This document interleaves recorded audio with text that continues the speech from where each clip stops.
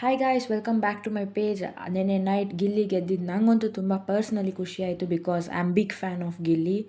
ಎಲ್ಲ ಕಡೆ ಗಿಲ್ಲಿ ಬ್ಯಾನರ್ಸ್ ಎಲ್ಲ ಇತ್ತು. ಬಟ್ ಲಿಟ್ರಲಿ ಗಿಲ್ಲಿ ಗೆದ್ದಿದ್ದು ನನಗಂತೂ ತುಂಬ ಖುಷಿಯಾಯಿತು. ಆ್ಯಂಡ್ ಗೊತ್ತಿತ್ತು ಕೂಡ ಗಿಲ್ಲಿ ಗೆಲ್ಲೋದು ಅಂತ. ಬೆಳಗ್ಗೆ ಎದ್ದು ಕಾಲೇಜ್ ಕಡೆ ಹೊರಟೆ. ಕಾಲೇಜ್ ಕಡೆ ಹೋಗ್ಬೇಕಾದ್ರೆ ಹಿಮ ಬೀಳ್ತಾ ಇರೋದು ನೋಡಿ ನನಗೆ ಈ ಸಾಂಗ್ ನೆನಪಾಯ್ತು.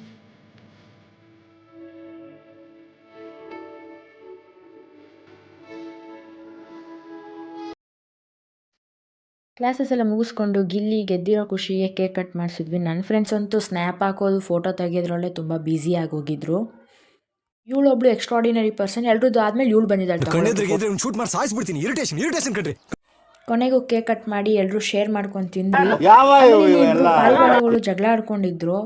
ಅವರಿಬ್ರು ಒಂದಾದ್ರು ಕೇಕ್ ತಿನ್ಸ್ಕೊಂಡು. ಅದಕ್ಕೆ ನಾನು ವ್ಲಾಗ್ ಮಾಡ್ತಿದ್ನಲ್ಲ, ತಿನ್ಸೋದನ್ನ ವ್ಲಾಗ್ ಮಾಡಲ್ಲ ಇವಳು ಅಂತ ಅಂದ್ಬಿಟ್ಟು ವ್ಲಾಗ್ ಮಾಡು ಅಂತ ಅಂದ್ಬಿಟ್ಟು vlog ಮಾಡಿಸ್ಕೊಂಡ್ರು.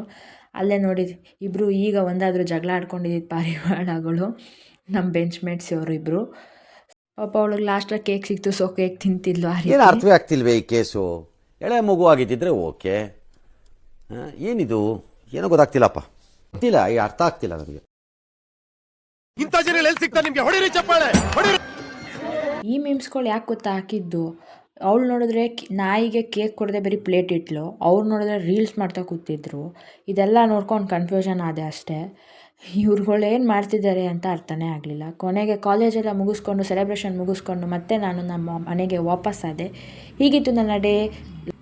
Love you all, take care, see you in the next vlog. Bye.